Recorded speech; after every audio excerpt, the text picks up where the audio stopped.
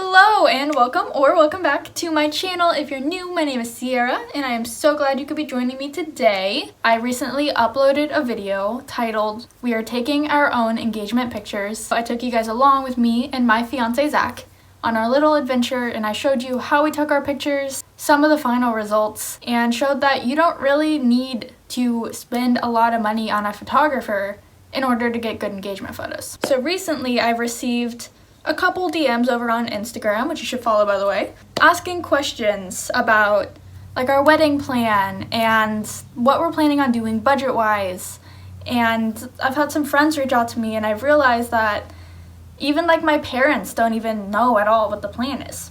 So I thought it would be fun to just sit down, have a little wedding Q&A video. I have some questions written down over here, so if I'm looking down, I'm just reading the questions. We are going to get started.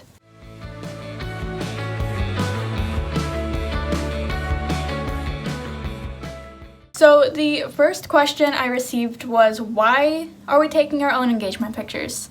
And I think I did a pretty good job of explaining it in my previous video, which you should go watch, it'll be linked down below. To just kind of smooth it over and explain it a little bit better, it's definitely just for saving costs. You know, wedding planning is expensive.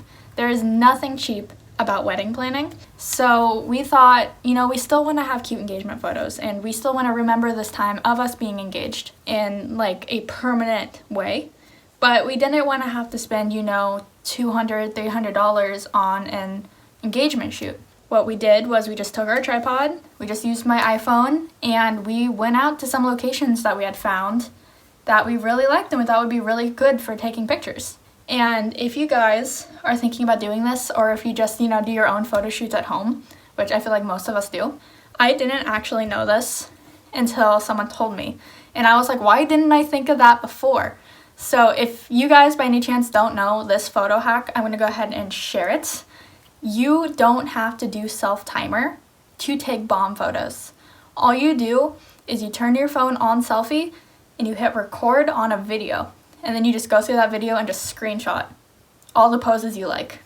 So that way you get those candids of you moving, and you get like a bunch of different poses without having to stop, go over, hit the self-timer button, and then go back. The next question is, just simply put, what's the plan for the wedding?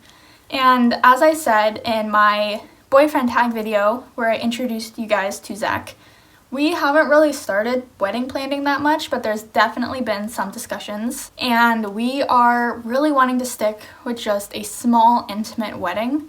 You know, we don't want every family member in our extended family to show up, you know, people who we haven't talked to in ages. So what we're thinking is going about it in a bit of a non-traditional sense, and instead of renting out a giant venue, we have a really nice backyard. It's really big, and we kind of just want to have it here, you know? We kind of live in like a woodsy area. By the time fall runs around, all the leaves are going to be changing. It's going to be beautiful.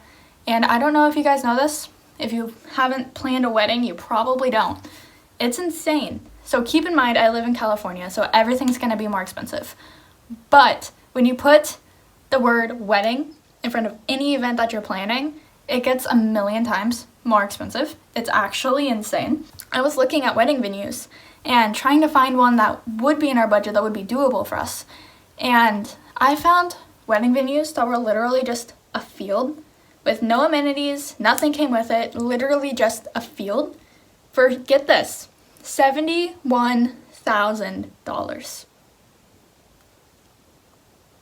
And yes, there are cheaper ones. There are ones around like $12,000, but it really doesn't get that much cheaper than that. And to travel out of state would just be more expensive on us and our family who lives around here.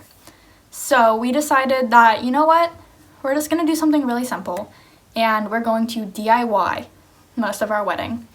And I will have some images pop up of what I mean when I say DIY and backyard wedding, because I think that if it's executed correctly, it could actually be really cute and a really memorable wedding.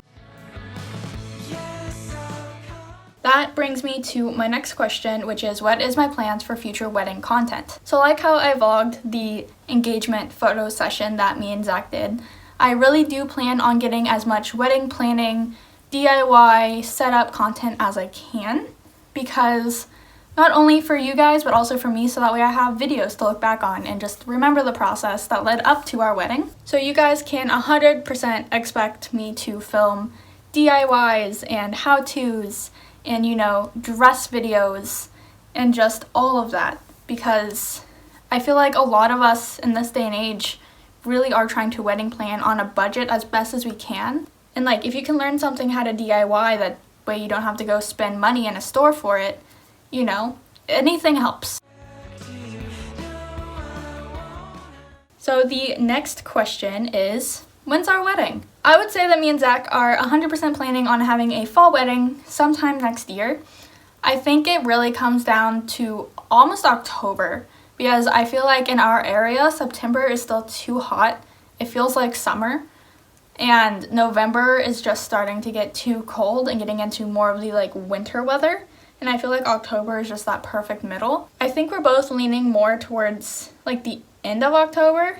I just feel like that poses some risks of it being so close to Halloween. But no, we really want it for like the weather and the leaves changing, and fall is both of our favorite season. So the next question is, what are my dress ideas? So once again, going a little unconventional, I'm not going like in-person dress shopping. I'm not going to a boutique or to David's Bridal or, you know, whoever sells wedding dresses. I don't even really know. I am pretty much 100% dedicated to buying a dress off of Etsy, which poses some risks. Obviously, you know, you don't get to see the dress in person, you don't get to try it on, you don't get to know how it fits or how it looks on you. So there are obviously some drawbacks there.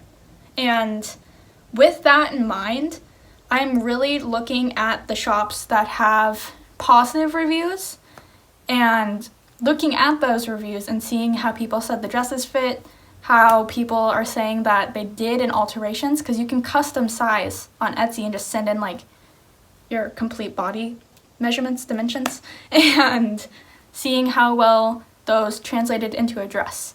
Because obviously it'll never be perfect, because they're not sizing it to your physical form, but it's looking at that that's really important. It's looking at how people said the quality of it is, and how quickly it comes in, and just how it looks overall, and looking at pictures.